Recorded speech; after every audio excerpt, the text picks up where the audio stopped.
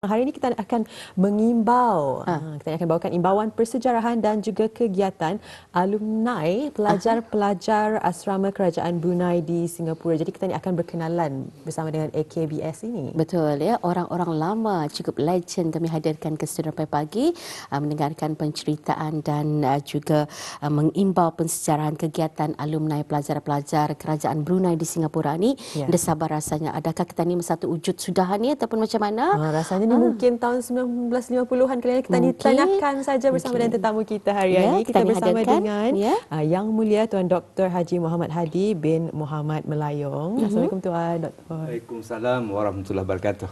Rasa-rasanya nama yang tidak perlu pengenalan rasanya. Ya. Alhamdulillah. Kita bersama juga dengan Yang Mulia Tuan Haji Awang Muhammad Amin bin Begawan bin Khatib Datu Paduka Haji Awang Sirat. Keduanya sebagai ahli jawatan kuasa alumni pelajar-pelajar asrama kerajaan Brunei di Singapura. Assalamualaikum. Waalaikumsalam warahmatullahi wabarakatuh. Selamat datang dan selamat berpuasa Alhamdulillah. Jadi menghadirkan bis kita berdua kemari kami cukup berbesar hati. Apalagi orang akan berkongsi kisah sejarah dan juga perkembangan ahli-ahli untuk alumni pelajar-pelajar kerajaan Brunei di Singapura. Mungkin kita boleh mengajukan terus kepada Dr. Hadi ya. Ingin juga kami akan berkenalan ya sebenarnya sejarah ahli jawatan kuasa ataupun alumni pelajar kerajaan Brunei di Singapura ini sejak mula sebenarnya ianya ditubuhkan ni Dr. Haji, silakan. Ceritakan Dr. Hadi. Bismillahirrahmanirrahim. Assalamualaikum warahmatullahi wabarakatuh. Alumni AKBS ini adalah merupakan satu daripada himpunan bekas-bekas pelajar Brunei yang pernah menuntut di Singapura, iaitu bermula lebih kurang tahun 1950-an sehingga berakhir kita ni merdeka 1984. Macam itulah dalam masa tempoh 20 tahun itu. Jadi 2 tahun. Perkara yang paling penting yang harus diketahui bahawa AKBS ini adalah akronim bagi Asrama Kerajaan Brunei Singapura. Artinya merujuk kepada hostel ataupun asrama tempat tinggal mereka, bukan sahaja yang sebenarnya di Tangdin Hill, bahkan juga di Jalan Haji Salam di Bedok dan juga di beberapa tempat lain di Bukit Timah, Tribeskeson dan juga di kawasan Gilang yang mula awalnya di mana buntut Brunei menginap masa itu. Dan pelajar Brunei itu yang belajar di Singapura itu adalah mendapat mahasiswa kerjaan yang diantar dalam zaman khususnya kali 50-an itu bermula daripada zaman di mana almarhum Paduka Sibuan Sultan ataupun Sultan Haji Muhammad Syafuddin telah menaiki takhta dan telah memberi peluang dasar di mahasiswa untuk mengantar pelajar-pelajar Brunei khususnya bukan sahaja belajar di Singapura tapi juga di London dan juga di Mesir dan juga di Malaysia. Beberapa tempat lah. Nah, apakah tujuan pengantaran tersebut? Matlamat utama yang kenapa diantar dari masa itu di pelajaran tu kemudian merdeka minta pendidikan. Ia diantar dengan tujuan untuk mempersiapkan diri anak-anak tempatan kita ni yang pakar, yang mahir dengan ilmu untuk mengisi kekosongan dalam pentadbiran kerajaan, khususnya apabila kita ni untuk bersedia mendapat kerjaan sendiri berdasarkan perlembagaan 29/9/59 yang ditandatangani. Jadi berdasarkan kepada perlembagaan tersebut, maka almarhum memikirkan bahawa anak tempatan perlu bersedia untuk mengambil pentadbiran kerajaan masa itu, yang mana kebanyakannya adalah dijawat oleh bukan sahaja expatriate ataupun orang pakar daripada London, bahkan juga dari Malaysia dan Singapura. Maka dengan sendirinya pengantaran pelajar-pelajar tempatan itu terdapat 3 aliran. Aliran Arab ataupun aliran ulama itu yang paling awal yang diantar lebih kurang pada tahun 50 itu. Yang mana kita tahu antara yang tokoh awal itu ialah Pihin orang yang berhormat Al-Raham Pihin Jawatan Dalam Jawatan Luar Datuk Pekerma Datuk Sri Utama Dr. Haji Muhammad Zain dan Isruddin itu antara yang awal aliran agama. Kemudian dalam aliran Inggeris ataupun aliran Melayu bermula lepas peristiwa kita ni Hingga masuk gagasan Malaysia, maka pada tahun 1965 kita ni sedar, almarhum sedar, kita ni memerlukan anak-anak tempatan yang pakar dalam bidang pentadbiran dan dalam bidang apa lagi, bidang perguruan untuk pendidik, bidang ekonomi, bidang juruterap. Maka di antara lebih kurang masa itu 10 aliran Melayu top, termasuk ni Kakanda ni orang yang awal. Sekolah Kaki Bukit tu Kakanda. Kaki Bukit. Hamba ni kiranya junior lah, bermula tahun 71. Dia bermula tahun 65 grup dia orang. Dan hamba 71 yang diantar aliran Melayu top 10. Dalam Melayu top 10 juga aliran Inggeris, doang aliran Inggeris. Jadi mereka diantar belajar di Singapura dalam sekolah-sekolah menengah Kaki Bukit, Teluk Kurau, Tun Selanang, Saunila Utama, Victoria, Rifle Institution dan banyak lagi, Mangsil Willow lah dan Siglap. Nah, itu yang diantar. Manakala dia aliran agama tu Al-Junid, madrasah satu saja. Dan masa itu yang bagian aliran Inggeris Melayu ini tidak ada golongan wanita. Semuanya yang lelaki kebanyakannya lelaki, kecuali kebanyakan yang balik daripada mereka balik daripada Malaysia menyambung di Singapura. Agama campur, ada juga bagian perempuan yang telah diantar. Itu mengenai dengan mengenai sejarah awal kenapa kita ni diantar, memerlukan pakaran untuk menyiapkan diri. Bukan saja selepas dalam zaman almarhum 1959, yang paling penting yaitu golongan awal. Golongan kami ini diantar adalah untuk menyahut persediaan ke arah kemerdekaan 1984. Dan ini betul-betul penting dan memang berjaya telah dicapai, kerana kalau kita ini melihat golongan-golongan pemimpin pentadbir kita ni dalam era kemerdekaan, termasuklah ni semua ada yang menteri, ada timbalan menteri, ada peguam negara, ada doktor, semuanya vice chancellor mengisi kekosongan-kekosongan. Malah sampai sekarang ini masih lagi ada yang menjawab berkhidmat, misalnya Pin Udada Hatib lah, Datuk Seri Setia Haji Burudin, Mufti kita ni, Mufti Kerajaan. Itu antara timbalan Mufti juga. Dan Adinda, Pengetua Pusat Sejarah. Alhamdulillah, syukur. Selagi ada hayat. Artinya itu adalah merupakan sumbangan di mana mereka itu diantar ke Singapura. Kemudian daripada Singapura itu ada yang meneruskan universiti. Dan ada yang meneruskan pelajaran di United Kingdom dan juga ke Mesir dan juga ke Malaysia. Jadi kebanyakannya mereka ini apabila balik maka mereka berkhidmat. Dua sisi itu dalam zaman almarhum 1959 sampai 1967, dalam zaman Kabduli daripada 1967 era kemerdekaan dan sampai sekarang ini masih ada golongan-golongan intelektual yang dari Singapura. Istimewanya golongan ini yang paling penting, bahawa mereka ini dididik, diasuh, tetapi masih mengekalkan mantap nilai kebruneian. Bukan bilang banggakan diri artinya itu adalah merupakan acuan walaupun kita ke luar negeri. Dan kalau di Singapura sistem pendidikannya memang dinamik tu. Tapi kita ini dapat menyesuai, pelajarkan ini dapat menyesuai dengan masyarakat melalui Singapura. Dan kita ini mempunyai hubungan yang rapat dengan Singapura. Jadi pengantaran itu bukan saja mengiratkan hubungan rakyat, bahkan juga mengiratkan hubungan diplomasi kita ini dengan Singapura. Kalau berdasarkan sejarah awalnya, bahawa kita ini 600 tahun yang lalu sudah mempunyai hubungan dengan kerajaan Singapura tua, iaitu apabila Sultan pertama kita ini, Awang Alak Bertatar, yang menjadi Sultan Muhammad Shah, berkahwin dengan putri kerajaan Singapura tua. Itu sejarah yang cukup panjang. Panjang. Kalau kamu melawat, buktinya ada makam Iskandar berpemuntuannya di Singapura, di Port Kening, tuan dia. Masya-Allah. Itu artinya macam mana ikatan itu.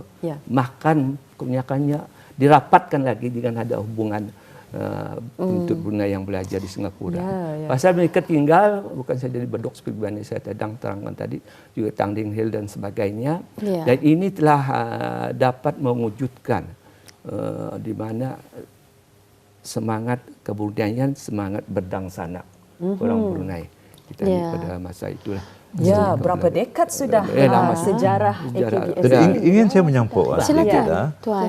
kita melihat ada satu proses periodisasi. Benar. Periodisasi pertama 50-an bawa kepada akhir 50-an, 60 sampai kepada akhir 60-an dan 70 akhir 70-an dan 80 80-an. Jadi proses transisi itu memberikan satu makna kepada kami, iaitu untuk lebih mantap, lebih dapat menuju kepada tahap kedewasaan yang lebih baik dan kesempurnaan dalam bidang pendidikan dan pengalaman yang cukup luas.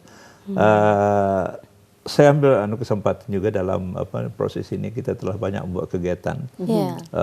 Alumni telah banyak membuat kegiatan dan melakukan pelbagai usaha untuk mengembangkan perjalanan dan pergerakan alumni ini. Antaranya ialah kami seringkali mengadakan perjumpaan di hari raya, di hari raya. Dan terakhir ini kami setiap tahun pada bulan Ramadan mengadakan majlis penyerahan derma anak-anak yatim kepada warga AKBS dan juga kepada mereka yang dalam keadaan daif dan sebagainya, kurang mampu. Jadi majlis yang akan kita adakan ini adalah pada 8 hari bulan Mac 2026, iaitu bersamaan dari Ahad 18 Ramadan. Jadi kita jangkakan nanti keramaian orang yang akan hadir adalah lebih kurang 200 atau 300 undangan dan lebih kurang 100 lebih sedikit orang-orang yang akan disumbangkan derma yang berupa kawangan dan sedikit juga bantuan-bantuan dari segi keperluan seharian. Itu saja. Cuma kita ingin mengetahui, sebenarnya kami ini berbangga kerana bertemu batch ilmuwan yang dihantar sendiri oleh kerajaan sendiri pada zaman Sultan Omar Ali Saifuddin dengan visinya yang cukup tajam sebenarnya untuk melahirkan pemimpin dan pentadbir sebagai peneraju dan juga pemangkin kepada kemajuan berterusan sehingga sekarang negara kita ni inilah mereka. Walaupun Tuan Haji Amin sudah lama bersara daripada berkhidmat, tetapi sebenarnya masih lagi berterusan secara langsung menyumbang. Maaf, boleh saya mengambil kesempatan ini juga. Kalau kita melihat kepada periodisasi yang pertama, iaitu apabila penghantaran untuk Brunei ke Singapura yang dimulakan dengan kalau tidak silap bermula dengan ada penghantaran Allahyarham P.H. Datuk Haji Jaya dan dua orang rakannya yang dalam aliran Inggeris, dan kemudian disusuli dengan penghantaran 3 orang penuntut ke Aljunied, iaitu Allahyarham yang berhormat P.H. Jawatan Luar Datuk Seri Utama Haji Awang Muhammad Zain dan kedua rakannya. Dalam period berkenaan, proses kematangan itu mereka alami. Umpamanya dalam ketika itu keadaan di Melaya, keadaan di Indonesia dan keadaan di Singapura telah mengalami proses-proses geopolitik yang hampir kadang-kadang memberikan satu kesedaran kepada mereka. So itu jangan kita ni heran ada penuntut-penuntut seperti Allahyarham yang berhormat P.H. Allahyarham yang berhormat P.H. Seraja Khatib, P.H. Mufti yang berhormat P.H. Badaruddin dan beberapa orang lagi. Mereka begitu popular di kalangan sastrawan Nusantara. Betul sekali. Dan mereka telah dapat menggilap kebolehan, kematangan dan kepekaran. Bukan saja dalam bidang puisi, tapi dalam bidang prosa, dan juga dapat mencurahkan pemikiran-pemikiran dalam bentuk percakapan dan syarahan. Ini yang menjadi satu kebanggaan kepada kami, dan kami yang terikut dalam period 60-an itu jadi menyambung sedikit, tidaklah sampai kepada tahap mereka, tapi menyambung sekurang-kurangnya jejak langkah mereka. Benar sekali. Selain daripada bidang sastra sebagaimana bidang bahasa, mereka selalu dipanggil di dalam radio Singapura ya. Ya. Bahkan terlibat dalam angkatan 4 seni saya sendiri. Angkatan asas 50 juga. Sastra 50 Singapura itu. Dan selain daripada itu yang paling penting yang saya ingat untuk Brunei memang terkenal. Kalau melekat Singapura memang begitu menghormati kami dan kami betul rapat dengan masyarakat Melayu Singapura. Oleh kerana itu kalau kita ini melihat kecemerlangan dan kejayaan mereka bukan saja dalam bidang sastra, bidang bahasa, tapi bidang sukan. Ini yang paling penting. Kalau sekolah yang terkenal kaki bukit, Teluk Kurau, Sang Nila Utama, Tujuh Selanang apa, kami pernah menjadi top johan hoki, pemain hoki. Ya. Kami johan. Dan kami johan. Kemudian yang main hoki itu pula semua orang Brunei. Misalnya Teluk Kurau, kaki bukit ya. Kaki bukit lah. Dan bukan saja di dalam bidang itu, bahkan kita ni kami punya student kami pernah juga mewakili belah sipak misalnya Awang Alipah ya. Alipah Omar Ali. Penyanyi wakil pemain kebangsaan. Yang menyanyi gitu. Menyanyi ada yang menyanyi antaranya yang kita ni terkenal sekarang ni Kapten RBA kita ni. Awangku Abdullah Razlan itu adalah intip akhir juga tu yang belajar di Singapura, yang masih menyumbang. Kapten selalu membawa orang umrah haji dengan pilot ya. Itu ada merupakan kebanyakannya tokoh daripada pelajar Brunei di Singapura. Dan yang menariknya juga selain daripada selain dari bidang sokan, juga yang paling penting ialah bidang sepak takraw ya tuan dia. Bidang sepak takraw, badminton. Ini adalah merupakan permainan yang dimainkan sampai sekarang ini. Tim mengadakan golf tournament. Jadi aktif. Jadi ini nilai-nilai kecemerlangan yang ada menggambarkan nilai kecemerlangan. Alhamdulillah. Cukup holistik. Kami selaku penuntut-penuntut, mantan penuntut-penuntut yang belajar di Singapura, rasanya amat menjunjung kasih yang setinggi-tingginya ke hadapan Majlis Allahyarham Paduka Seri Begawan dan Ketua Duli Yang Maha Mulia Paduka Seri Baginda Sultan. Jadi dalam perayaan-perayaan tertentu umpamanya semasa era pemerintahan sambutan era pemerintahan Ketua Duli pada Jubli Emas. Jubli Emas. Jubli Emas yang ke-50 tahun, kami telah berupaya menerbitkan sebuah buku yang bertajuk Junjung Kasih. Ini junjung kasih yang pertama ni. Yang pertama. Iaitu yang dihasilkan oleh kurang lebih 20 orang penuntut yang terdiri pada orang-orang yang lebih berkepentingan dalam bidang kerajaan dan juga pada mungkin pada tahun selepas itu pada usia Ketua Duli yang ke sempena Jubli Intan. Jubli Intan. 2027. Jadi 27. Jadi kami akan menerbitkan lagi sebuah buku Junjung Kasih yang ketiga. Yang kedua sudah kami terbitkan juga 3 atau 4 tahun yang lalu. Jadi inilah, dan kami dapat berkesempatan untuk menyembahkan sendiri ke hadapan Majlis Ketua Duli semasa perayaan Baginda. Jadi ini buku Junjung Kasih. Junjung Kasih. Buku Junjung Kasih ini bukan sebagaimana diterangkan oleh Kakak Haji Amin tadi. Yang pertama melihatkan sejarah pengalaman diorang. Macam mana diorang umur daripada 12 tahun di Singapura. Bukannya senang 12 tahun mengkarang ani barat kan melepaskan anak kita ni belajar. Jadi kami di sana tu anak yatim kita pun ke barat. Anak yatim piatu. Bahkan ada di antara ibu bapa kita ni yang sama dengan saya tidak mengantar. Walaupun top 10 dia mau mengantar anaknya ke Singapura. Kalau masa ni tu? Masa dulu. Masa makan itu banyak. Tapi saya takut. Tapi oleh kerana itulah yang melahirkan kami macam adik-beradik. Sampai sekarang ini. Kekeluargaan. Satu keluarga. Paling rapat paling penting. Dan sanak ini paling penting ni rapat benar. Pasal susah sanang kami. Sakit damam kami. Mengandalkan satu dengan yang lain. Suka duka. Walaupun gap umur ada yang tua jadi abang yang dah membawa.